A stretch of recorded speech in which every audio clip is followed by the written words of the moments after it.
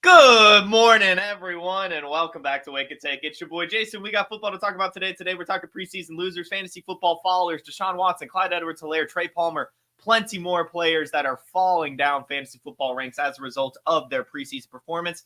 We're also going to break down some NFL news. So go ahead, take out your coffee, sit back, relax, and enjoy the show.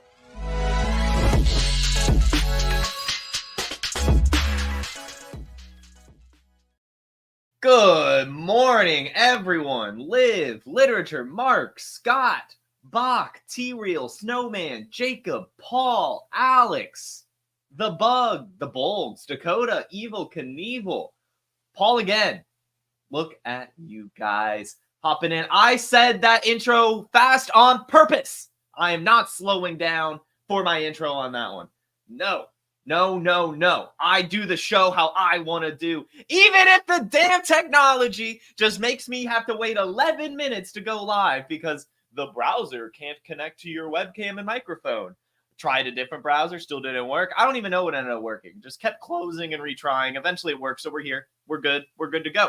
We got football to talk about today. It'll be cool. It'll be fun. It'll be neat, as the kids say. So let's go ahead and just discuss some NFL news before we get into some of these preseason losers. We'll start, of course, with CeeDee Lamb getting his bag. CeeDee Lamb is agreeing to a 4-year, $136 million contract with some record bonuses. This will make him the second highest paid non-quarterback in NFL history.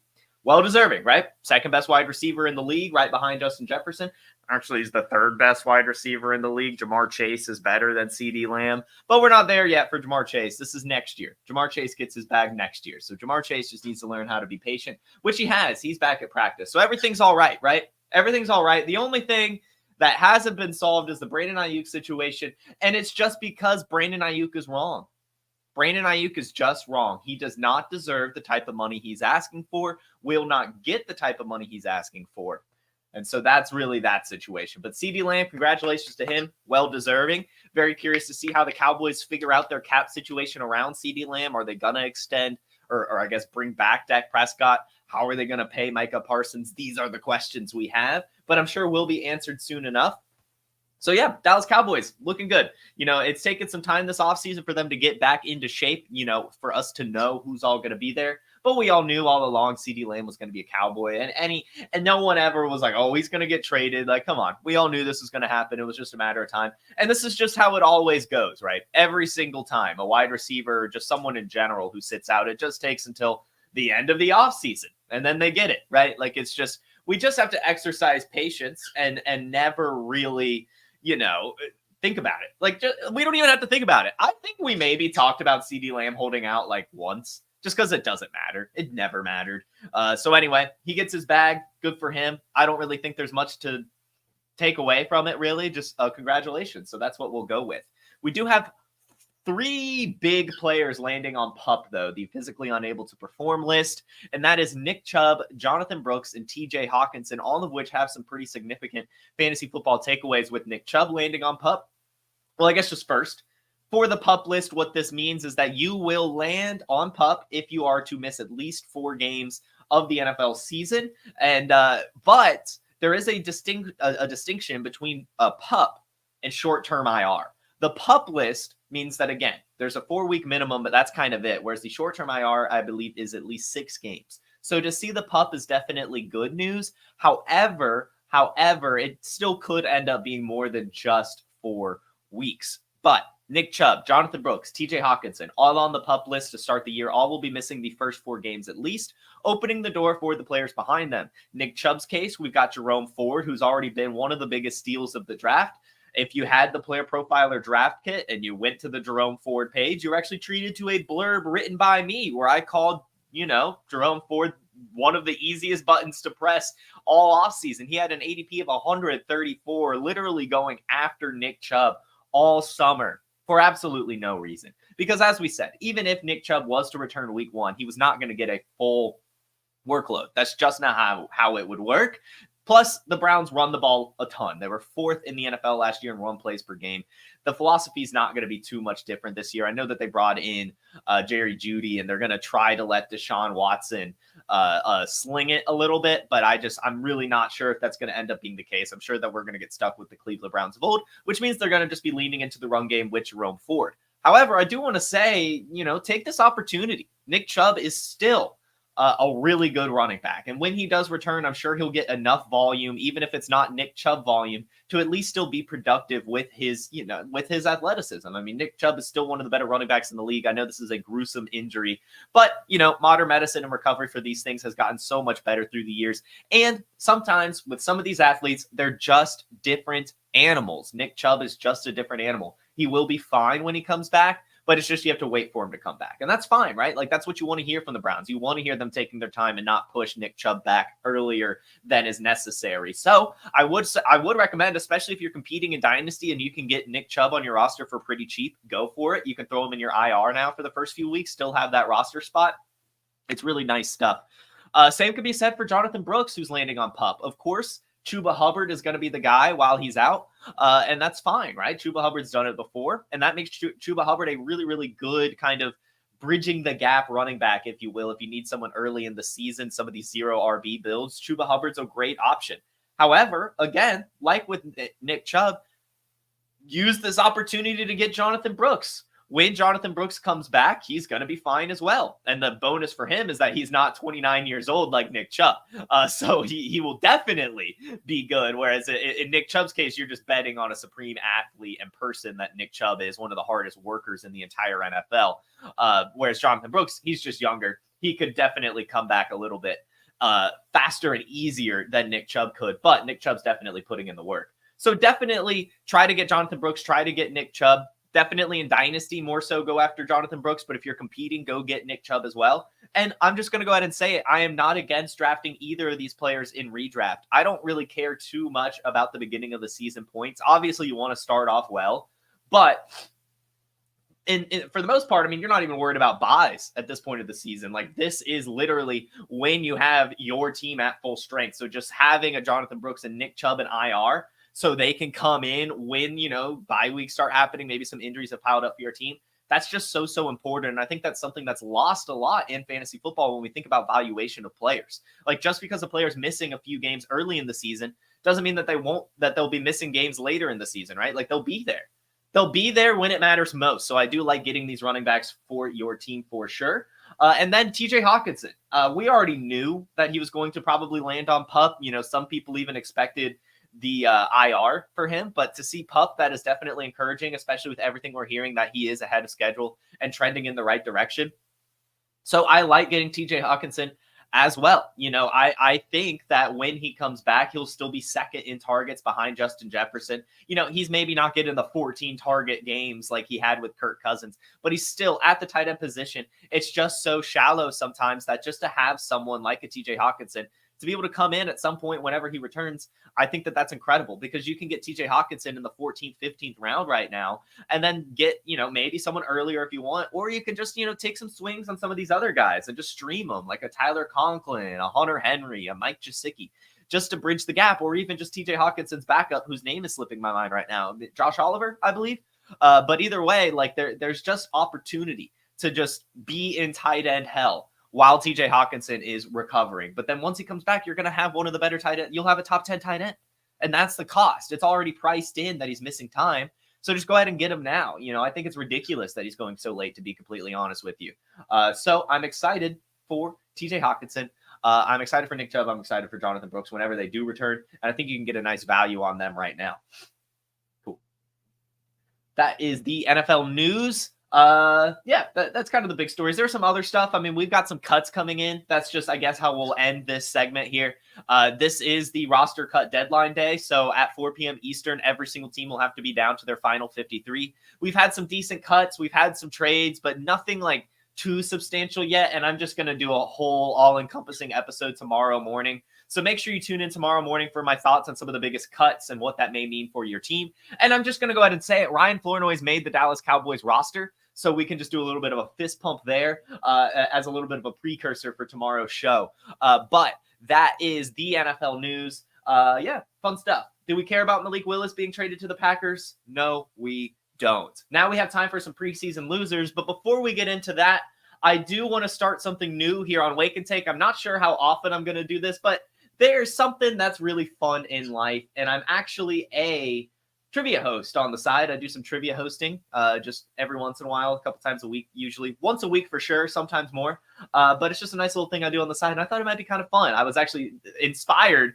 This will be fun. We're going on a tangent here. I don't know if any of you guys have ever watched River Monsters, but for some reason, I'm really into that show right now. I'm not even like big into fishing or anything, but I used to watch that show growing up, and I found it on HBO after I finished Hard Knocks last week. And I was like, River Monsters. Anyway, in between each commercial break, they play trivia in River Monsters to keep you enticed to come back. So we're about to do an ad break, but before we get into the ad break, I've got a trivia question for you guys. How many Super Bowl MVPs did Tom Brady win in his career? We know he won a lot of Super Bowls, but how many of them was he the most valuable player? The answer coming up just after this. Hey, it's the Podfather of great news. The draft kit is live. It is world famous. Why? Because it is the best resource for winning fantasy football championships that exists. There are rankings and cheat sheets for every format you can imagine. We have projections both at the team level and the player level. And wherever you are, you can click on a player, open them up, and see in-depth written analysis about what to expect in fantasy football from that player this year. And then you can click on the team and you can get even more in-depth analysis, all the drivers of fantasy production, both in a positive and negative direction for that team, including a signature trend. And the graphics are incredible. So these team insights, they give you the team level projections, the vacated targets, the vacated ARs. And we added a bunch of features. Individual cheat sheets for Theo and Billy and Dario. So you could take your favorite analyst and download their personal draft cheat sheet. And then in the commissioners section, Memphis Young lays out everything you need to know to manage a league. The best minds in the industry contributing analysis. It's certainly not the most inexpensive draft kit on the market, but it is the best. PlayerProfiler.com/draft kit. PlayerProfiler.com/draft kit. Go get it.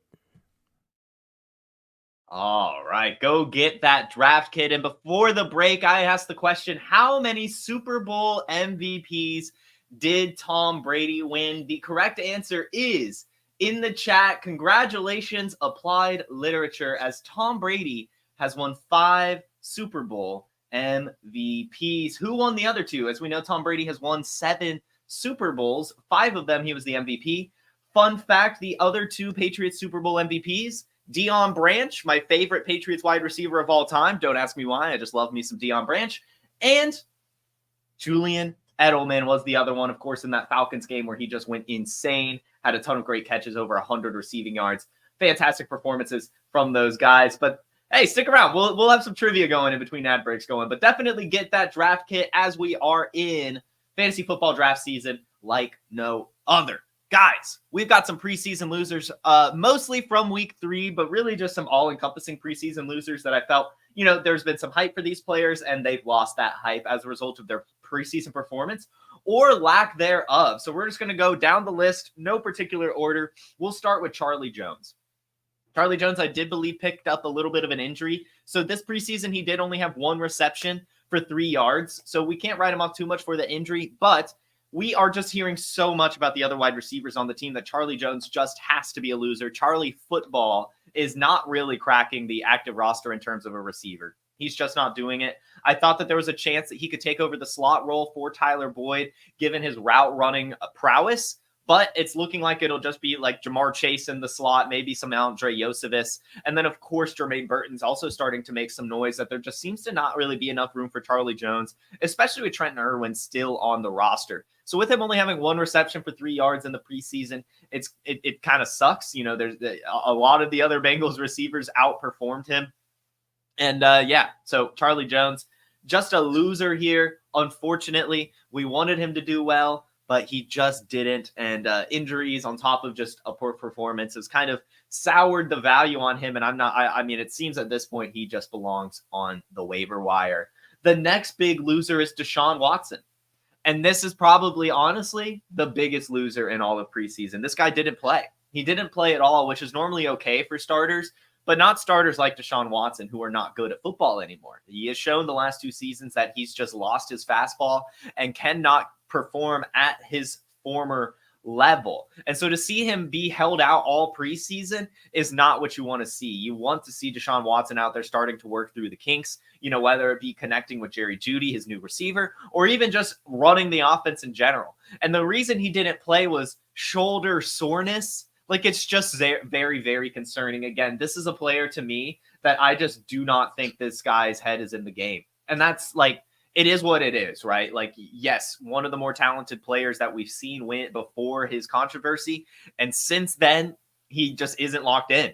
I think it's very easy to say he's not locked in. He's not playing well. His head's not in the game, whether it be off the field issues, just, clouding his judgment too much on the field, or just simply him sitting out so long and losing those in-games reps that year that he sat out, just completely made him lose all momentum. I don't know what it is, but it's just, there is something not right in Deshaun Watson's head. And not even like with the controversy, just genuinely, he doesn't seem right in the head. And he just does not seem locked into this, doesn't seem to care for the team. Really everything that you want from a quarterback, you just don't have it with Deshaun Watson. To be held out to shoulder soreness, like, come on, man. Come on. You need to be getting up to game speed. This just makes us so much less confident in being able to expect him to bounce back when you're not even playing a little bit in the preseason. I mean, even Josh Allen got preseason action. Like, this is ridiculous. Anthony Richardson played in every fucking game, and he's coming off an injury. Like, there are no excuses here for Deshaun Watson really at all. And I'm not even going to try to craft one. He's just a loser. Get Jameis Winston while you can. He's not, maybe not. Jameis Winston doesn't even need to take over from like Deshaun Watson playing bad. Like, Deshaun Watson he's been injured the past 2 years at the exact same time. It's concerning. I will say, Mark, I am with you here. I do think that this is Deshaun Watson's last chance. I'm just not betting on it. Like, yes, he's going to give the shot this year. There's no way in hell. Like, if he goes out and sucks this year, he's done. Like, he's out of the league. Like, I don't think another team would be taking a chance on him. Even like the Browns will just eat that dead cap. Like, he's still under contract for I think like 2 more seasons after this, if I'm remembering correctly. And it doesn't matter. It just does not matter. This guy is just not, he's not the answer. He isn't. They paid him too much money. And it was the most Cleveland Browns thing in history to do what they did by bringing him in. And yeah, I think it's Jameis Winston. I mean, Tyler Huntley, could probably end up like, you know what? It'll probably be this, right? Something happens with Deshaun Watson. Jameis Winston comes in for a few games and then just ends up having too many turnovers like Jameis Winston does. And then they'll pull the plug and go to Tyler Huntley. I wouldn't be surprised if we see 3 different Browns quarterbacks this year. Actually, that is a good point. But I would just take the bet on Jameis Winston at least first, because he'll get the first crack at it. And say what you want about his turnovers, he does at least sling that ball. And there are good weapons there, David Njoku, Jerry Jeudy, Amari Cooper, to where he should at least score some fantasy points. But either way, Deshaun Watson, big loser. Another big loser, and I understand that this is maybe going to come across as not very politically correct, maybe mean, but it's Clyde Edwards-Helaire. Clyde Edwards-Helaire, I understand, is battling PTSD right now, lots of depression, not really being able to find himself on the field. But this is a fantasy football show, and, whatever the reason may be, as valid as it may be, he only had 2 carries for 0 yards in his 1 game of preseason action, and Deneric Prince, Carson Steele, the other backup running backs are doing everything with their opportunity to try to crack the roster and climb up this depth chart ahead of this player. So I understand that there are some off the field issues here with CEH, but he's a fantasy football loser. He just is. I mean, like, he was already, not really getting much opportunity in Kansas City. He had already lost a lot of trust from the coaching staff.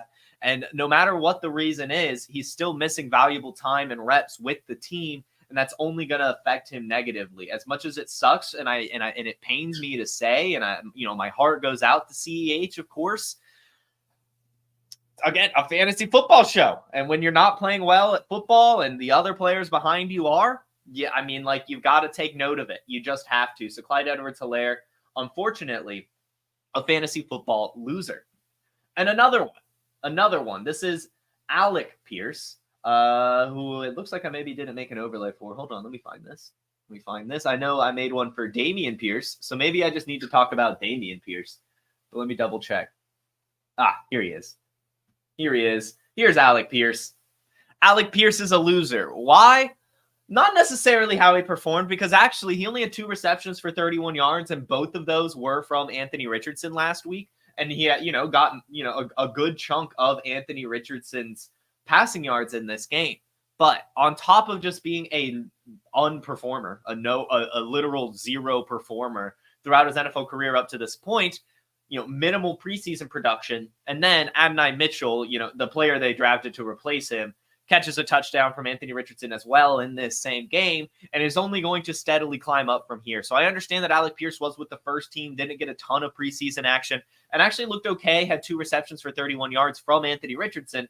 He's still a loser because of what what Adonai Mitchell is starting to do. We're already hearing it and seeing it. Eventually, Adonai Mitchell will take over for Alec Pierce. It might take, Josh Downs to return first, as it's looking like Adonai Mitchell is kind of taking the slot from Josh Downs right now. But once Josh Downs come back, they'll move Adonai Mitchell outside and probably or elevate him over Alec Pierce, unfortunately. And yeah, Alec Pierce, a loser. He just is. Another one's Roschon Johnson. Roschon Johnson is a loser as well. He had 6 carries and 24 yards, as well as 1 reception for 7 yards in the Hall of Fame game, and then made no noise at all the rest of preseason. Khalil Herbert at least looked pretty decent in his action. DeAndre Swift has looked decent in his action. Even Velus Jones last week had 100 rushing yards with limited touches as well. Roschon Johnson, unfortunately, hasn't really shown enough. Didn't get much action, and that could end up being a positive. Who really knows? But I'm going to put it as a negative, given his action was in the Hall of Fame game. And to see the other running backs on this depth chart get a little bit more opportunity and production, you've got to start being concerned about Roschon Johnson, especially with his big plus being that he can catch passes better than Khalil Herbert. That's not the big thing anymore. Now he has to figure out how to catch better passes than DeAndre Swift, and even maybe arguably Velus Jones is, again, Velus Jones is a wide receiver now being used as a running back and on special teams. Like, that's a player that ends up on the roster more often than not, unfortunately, for a player like Roschon Johnson. And with DeAndre Swift there, looking pretty decent with that one game with Caleb Williams, and Roschon Johnson not looking that great in the Hall of Fame game, I am getting concerned about Roschon, and I am pegging him a preseason loser.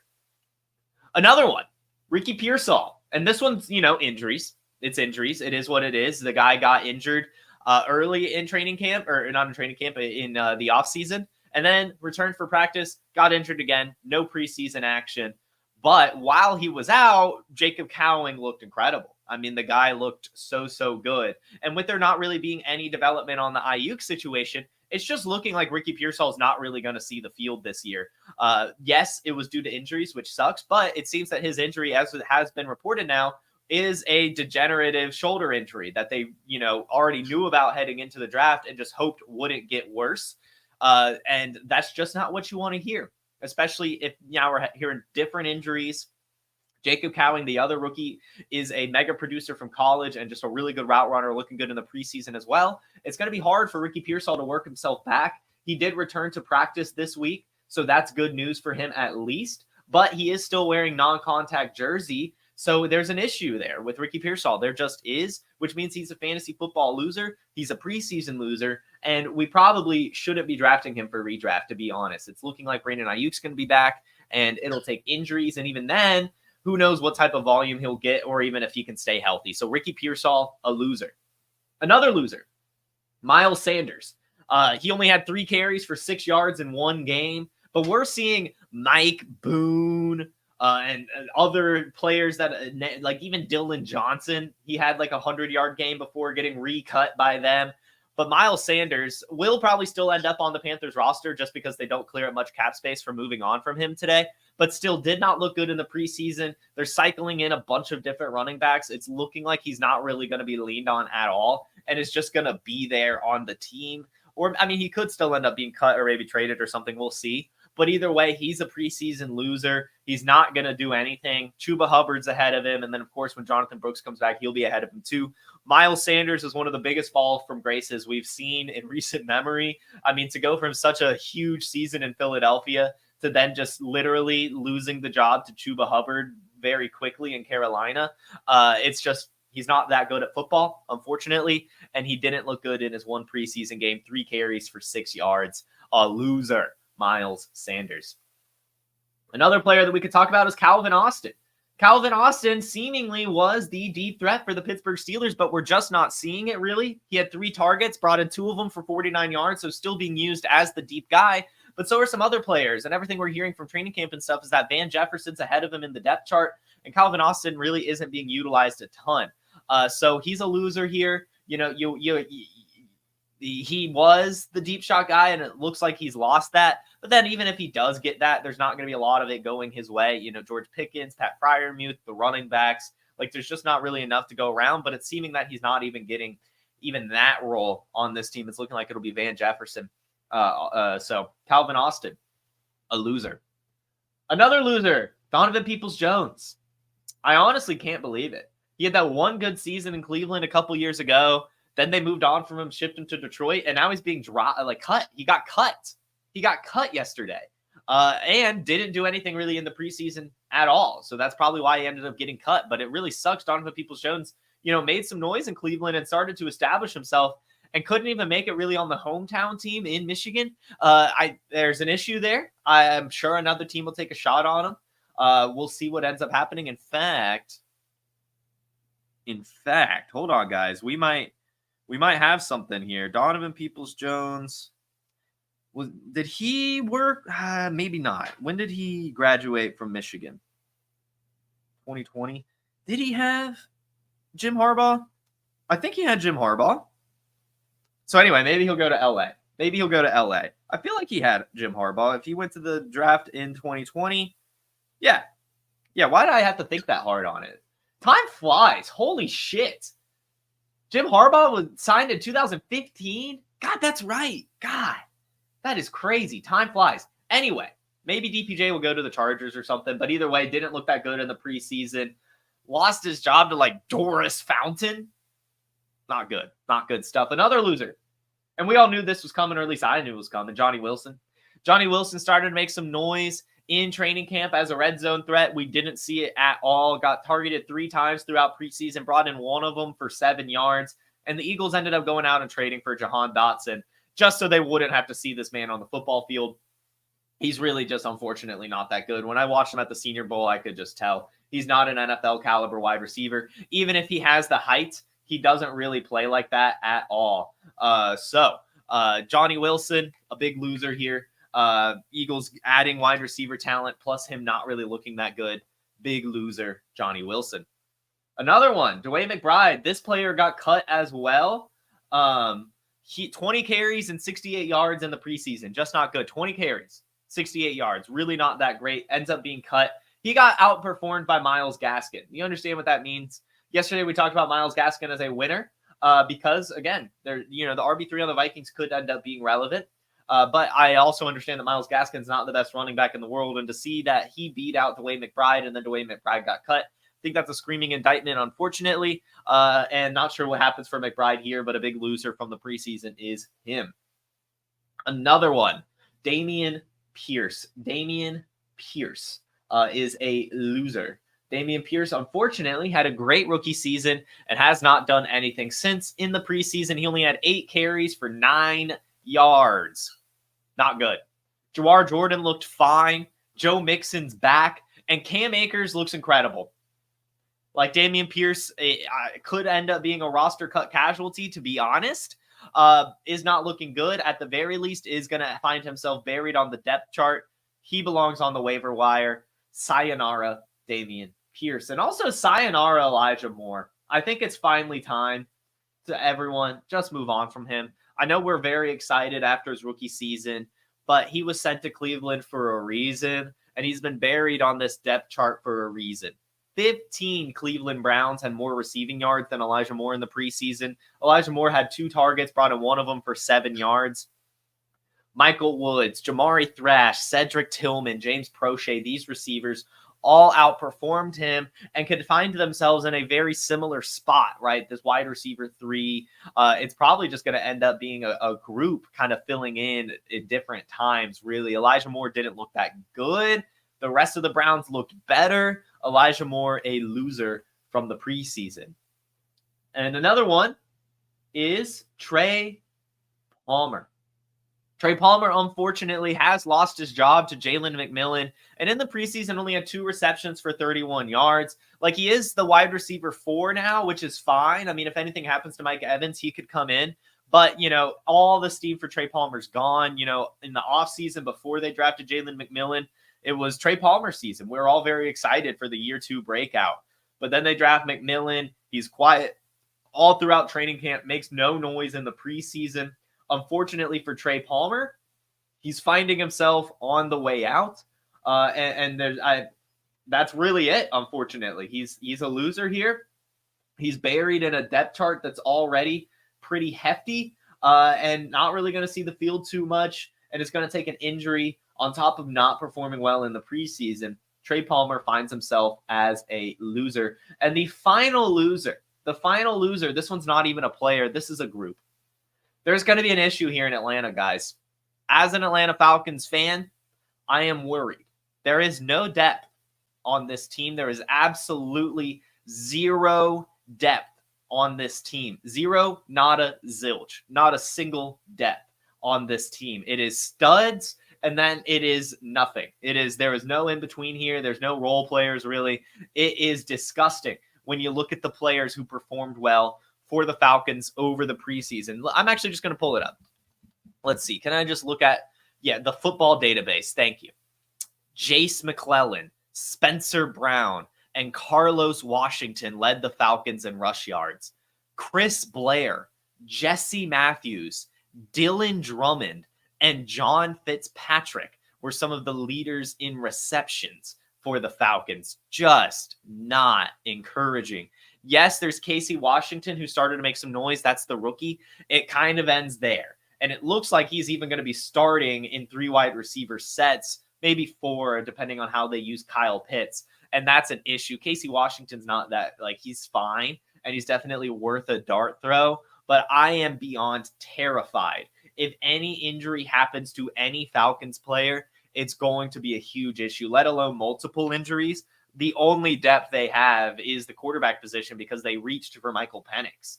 If Kyle Pitts goes down, there's nothing. If Drake London goes down, there's nothing. If Bijan goes down, sure, there's Tyler Algier, but then there's nothing after that. There's huge concerns for me at the Falcons' depth. No one looked good. This team looked pretty bad in the preseason, I'm not going to lie.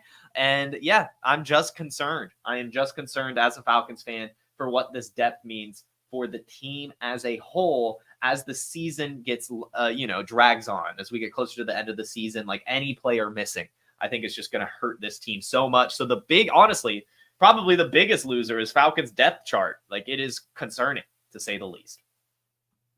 That should do it, though. Those are the 15 losers from the preseason. I'm going to hop into the chat real quick and see if we have any interesting questions here. Let's see. Lots of rabbit talk as I was late. Sorry about that, everyone. Yes, the snipes are real this year. The ADP this year is so strange. I made a post over the weekend with Fantasy Football Analyst on Instagram doing our favorite picks in each round. And I did it based on underdog ADP. And half the comments were this player's not available in this round. What are you talking about? I'm I looked at ADP. And the problem is ADP just does not matter at this point of the season, to be completely honest with you. I guess there's honestly not a ton of questions here, to be honest.